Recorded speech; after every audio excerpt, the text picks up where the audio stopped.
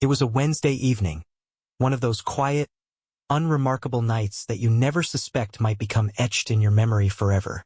I was sitting in the living room, surrounded by the familiar hum of our lives, her favorite scented candle flickering on the coffee table, the soft rustle of our cat making its rounds, and the faint sound of rain tapping against the windows. Amanda, my wife of 8 years, walked through the door. She had the same coat she always wore, the one with the tiny tear in the pocket that she refused to replace. Her hair was damp from the drizzle outside, and she shook it out absently as she stepped into the entryway. But something was off. Usually, she'd greet me with a tired smile or some comment about her day. Not tonight. Her movements were hurried, almost nervous, as she dropped her bag on the kitchen counter and leaned against it, gripping the edge like it was the only thing holding her upright. I paused the show I'd been half watching and turned to face her. "Hey, you okay?" I asked, keeping my tone light. She didn't respond right away. Instead, she exhaled deeply, her breath shaky, and then looked at me with an expression I couldn't quite place. It wasn't sadness or anger. It was something else entirely. "Look," she started, her voice uncharacteristically quiet. "I've been doing a lot of thinking, and I feel like I need to be honest with you." Her words hit me like a slow, creeping fog. I straightened up, setting my phone down. "Honest about what?" "I think—" She paused, searching for the right words. "I think I need some changes in my life." "Changes?" I repeated, frowning. "What do you mean, changes? Are you talking about work? A hobby? What's going on?" Amanda avoided my eyes, her fingers fidgeting with the strap of her bag. "No, not work. Not a hobby. It's about us. About our marriage." The room felt colder all of a sudden, the kind of cold that creeps under your skin and settles in your chest. "What's wrong with our marriage?" I asked cautiously. "It's not that something's wrong exactly," she said quickly, as if trying to soften the blow. "I just feel like I've lost a part of myself, like I need space to figure out who I am again." Her words were vague, but the impact was sharp. My mind started racing, grasping at straws, trying to make sense of what she was saying. "Space," I echoed, my voice edged with disbelief. "Amanda, what are you talking about? You want a break or something?" She hesitated, and in that moment of silence, my stomach dropped. "Not a break exactly," she said finally. "I mean, I've been thinking about having more freedom, exploring things outside of us." Freedom, exploring. Those words hit me like a freight train, but I tried to stay calm. "Exploring what?" I asked, though I already dreaded the answer. Before she could respond, her phone buzzed in her bag, and she reached for it instinctively. That's when I noticed her tablet on the counter, the screen still glowing faintly.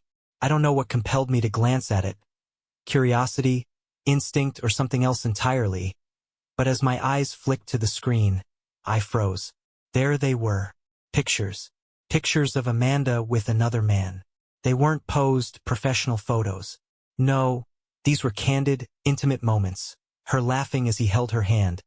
The two of them standing close on what looked like a scenic overlook. Their faces lit up in a way that made my heart sink. I could barely process what I was seeing. My mind reeled as I connected the dots. The weekend trips she'd taken to recharge. The vague answers about what she'd been up to. "Who is he?" I asked, my voice shaking despite my best efforts to stay composed. Amanda turned to me, startled. She followed my gaze to the tablet, her eyes widening as realization dawned. For a moment, she looked like a deer caught in headlights. "It's not what it looks like," she said quickly, but the crack in her voice betrayed her. I stared at her, struggling to find words. "Not what it looks like. Amanda, you've been lying to me. You told me you were going on these trips alone. Were you with him?" She opened her mouth, then closed it, as if weighing her response. Finally, she said, "Yes, but it's not serious. I swear, it's not serious." Her words felt like a slap to the face. "Not serious?" I repeated, incredulous. "You've been sneaking around with another man, and you're telling me it's not serious? What is this, some kind of joke?" "It's not a joke," she said, her voice rising. I need more. I need to feel alive again. What, a free pass to cheat on me? I interrupted, anger finally bubbling to the surface. Amanda's eyes filled with tears, but I wasn't moved. I was too hurt, too blindsided to feel anything but betrayal. No, she said softly. Not a free pass. I just thought, maybe we could try something different, like an open relationship. I don't want to lose you, but I need this. I need to feel free. My jaw tightened as her words sunk in. No, I said firmly. That's not how this works. You can't have it both ways. Either you're with me, or you're not. But I'm not sharing my wife. She looked at me, her tears falling freely now. I don't want to lose you, she whispered. Then make a choice, I said, my voice cold.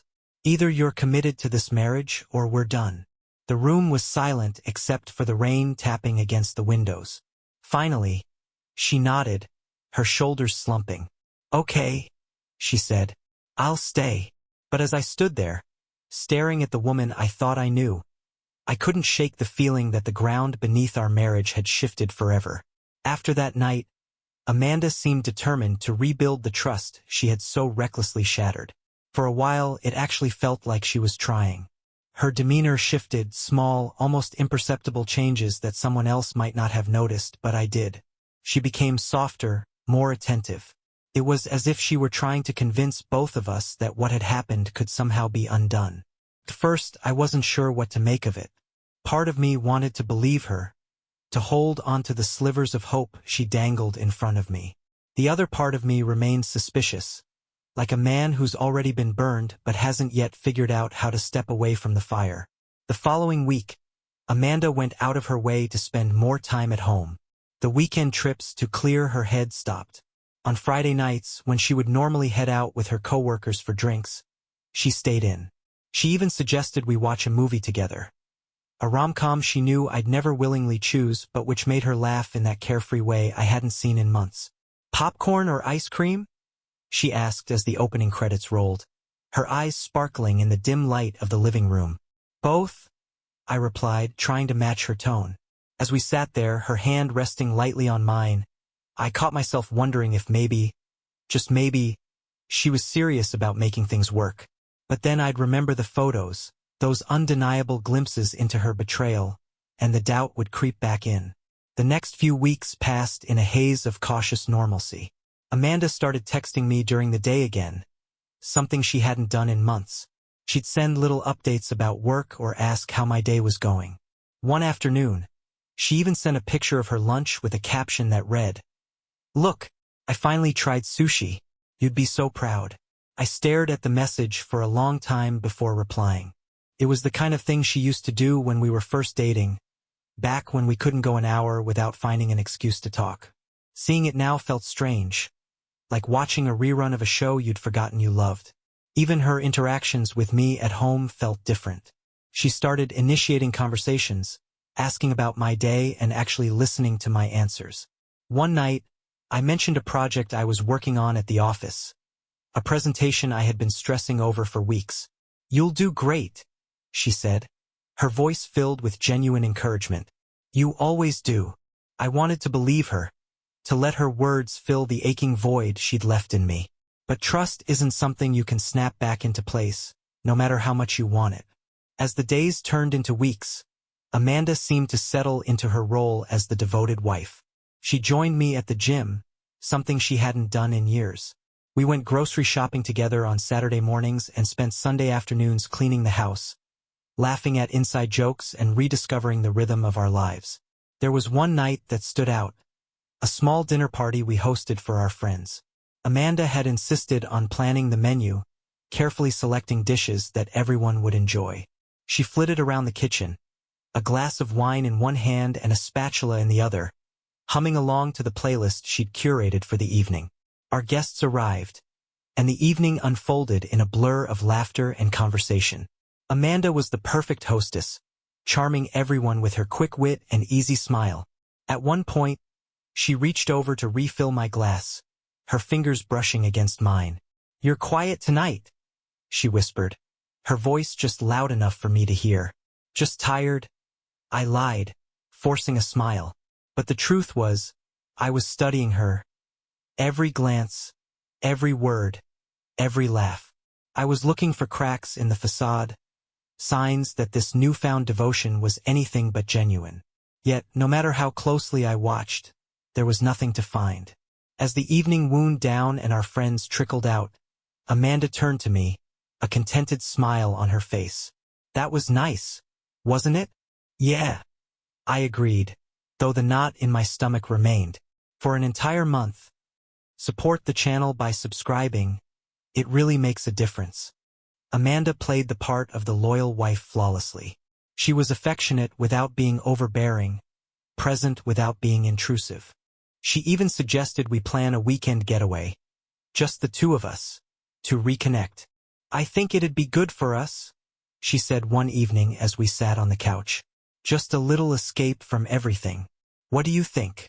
Her words were carefully chosen, her tone gentle. It was as though she were testing the waters, trying to gauge whether I believed in her transformation. Sure, I replied after a moment, though my mind screamed at me to stay cautious, because no matter how hard Amanda tried to convince me that things were back to normal, I couldn't shake the feeling that her sudden change of heart wasn't as pure as it seemed. Deep down, I knew there was more to the story, more lurking beneath the surface.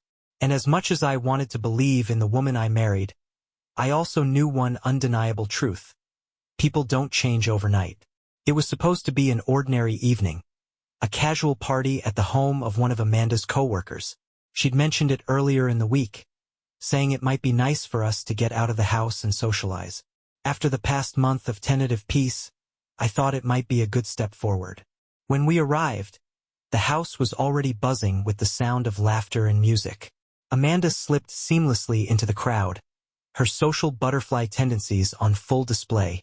She introduced me to a few people I didn't know, coworkers whose names I promptly forgot.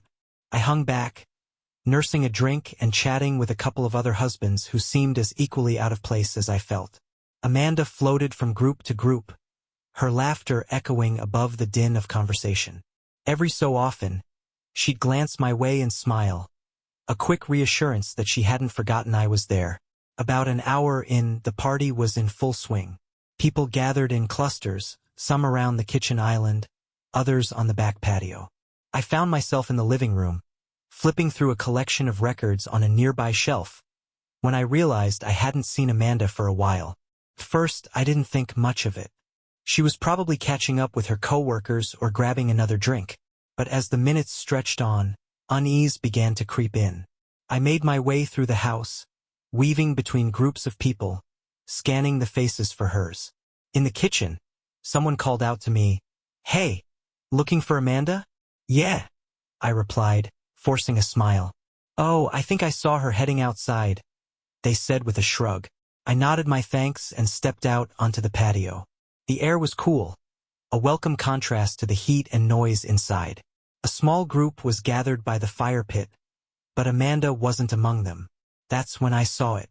In the far corner of the yard, under the soft glow of string lights, there she was, my wife. And she wasn't alone. Amanda stood close, too close, to another man, her head tilted back as she laughed at something he'd said. His hand rested lightly on her hip, and she made no effort to move away. My heart started pounding, but I stayed rooted in place, watching, my mind racing to rationalize what I was seeing. Then it happened. He leaned in and she didn't pull away. His lips met hers, and for a moment, I thought I might be imagining it, that the dim light and distance were playing tricks on me. But there was no mistaking it. The kiss wasn't quick or accidental. It was deliberate. Her hands rested lightly on his chest, his fingers trailing down her back until they settled firmly on her hips, then lower. She didn't flinch. She didn't push him away. She leaned into him, her body language screaming consent. I felt like I'd been punched in the gut. The world seemed to tilt, the sound of the party fading into a dull roar as my vision tunneled on the scene in front of me. My first instinct was to storm over there, to pull her away and demand an explanation. But something stopped me. Maybe it was shock. Maybe it was the realization that nothing she could say would undo what I'd just witnessed. I turned and walked back through the house, my mind blank.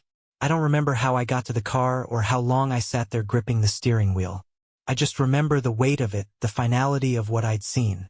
When Amanda finally came looking for me, I was already gone. The next morning, I woke to the sound of knocking. Groggy and disoriented, it took me a moment to register what was happening. Then her voice broke through the fog. "Please, let me in. We need to talk." I stumbled to the door, my chest tightening as I looked through the peephole. There she was, Amanda, still in last night's dress, her makeup smudged and her eyes red from crying. "Go home, Amanda," I said, my voice muffled through the door. "Please," she begged, her voice breaking. "I need to explain. It wasn't." "Don't," I snapped, cutting her off. "Don't you dare stand there and tell me it wasn't what it looked like." There was a long pause, the only sound her muffled sobs. "I made a mistake," she said finally. "I was drunk, and I wasn't thinking. It didn't mean anything, I swear." I laughed bitterly, leaning my forehead against the door. "It didn't mean anything? You kissed him, Amanda. You let him touch you like that. Like I wasn't even in the picture." "I was stupid," she said, her voice trembling. I panicked. "Okay? I didn't know what to do. But I love you. Please, let me in so we can talk about this." "No," I said firmly. "You made your choice last night, and I'm making mine now." Her crying grew louder, desperate. "Please, I'll do anything to fix this. I'll go to therapy. I'll quit my job, whatever you want. Just don't shut me out." I clenched my fists, my nails digging into my palms as I fought the urge to open the door. But the image of her with him flashed in my mind, and the resolve hardened in my chest. "Go home, Amanda," I repeated, my voice cold. When she realized I wasn't going to budge, she let out a broken sob. "I'll be back," she whispered. "We need to talk about this." But as I listened to her footsteps retreat down the hallway, I knew there was nothing left to talk about. In the weeks following that disastrous night, Amanda's world began to unravel. I didn't answer her calls or respond to her endless stream of messages. She sent long, rambling texts, some pleading for forgiveness, others accusing me of being cruel for shutting her out. At first, I read every word, hoping for some explanation that would make it all make sense. But there was none. Eventually, I blocked her number. I focused on rebuilding my life, piece by piece. I went to work, reconnected with friends I hadn't seen in years, and started therapy to work through the whirlwind of emotions her betrayal had left in its wake.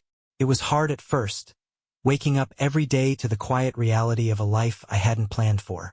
But there was a certain peace in the stillness, a peace I hadn't felt in a long time. Amanda, on the other hand, wasn't faring so well.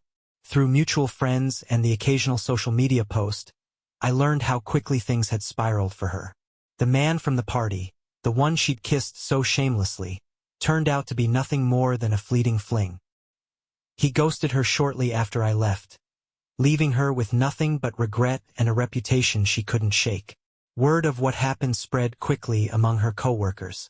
Someone had seen the kiss, and by Monday morning, the office gossip mill was in full swing. The scandalous tale of Amanda's betrayal became water-cooler fodder, and she quickly found herself ostracized by the very people she once considered friends. She tried to maintain her composure, acting as though the whispers and sidelong glances didn't bother her. But her boss wasn't as forgiving.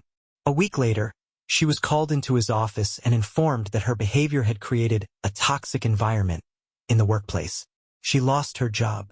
After that, things only got worse. Amanda had always been a social creature, someone who thrived on the validation of others. But now the invitations stopped coming. The friends she once relied on were suddenly too busy or simply stopped answering her calls. Even her family began to distance themselves. Her mother, who had always been one of her fiercest supporters, was furious when she found out what had happened. "How could you throw away your marriage like that?" her mother had reportedly yelled during a tense phone call. "He was a good man, Amanda. Do you know how lucky you were to have him?" I imagined Amanda standing there, clutching the phone as her mother's words sank in. She had no defense, no excuses left to offer. A month later, I received an email from her. It was long, filled with rambling sentences and desperate pleas for me to hear her out. "I've lost everything," she wrote.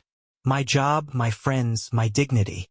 I know I deserve it, but I don't know how to fix this. I don't know how to fix me." She begged for another chance, swearing that she'd changed, that she'd learned her lesson. But as I read her words, I felt nothing. No anger, no sadness, just a quiet finality. I didn't reply. The last I heard, Amanda had moved back in with her parents. She was working a part-time job at a local coffee shop, trying to scrape together enough to afford a place of her own. Her social media accounts were deactivated. Her once vibrant presence reduced to silence. Mutual friends occasionally mentioned her in passing, their voices tinged with pity. "She's not the same," one of them told me. "It's like the light's gone out of her." But I didn't feel sorry for her. She'd made her choices, and now she was living with the consequences. As for me, life moved on. It wasn't easy, but it was mine again. Free from the lies and betrayal that had clouded it for so long. I started dating again, cautiously at first.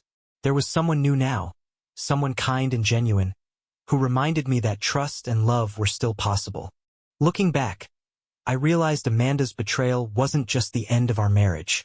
It was the end of an illusion I'd clung to for far too long, the illusion that we were unbreakable, that love alone could weather any storm. Her life may have crumbled, but mine was just beginning again. And for the first time in years, I felt free. Support the channel by subscribing. It really makes a difference.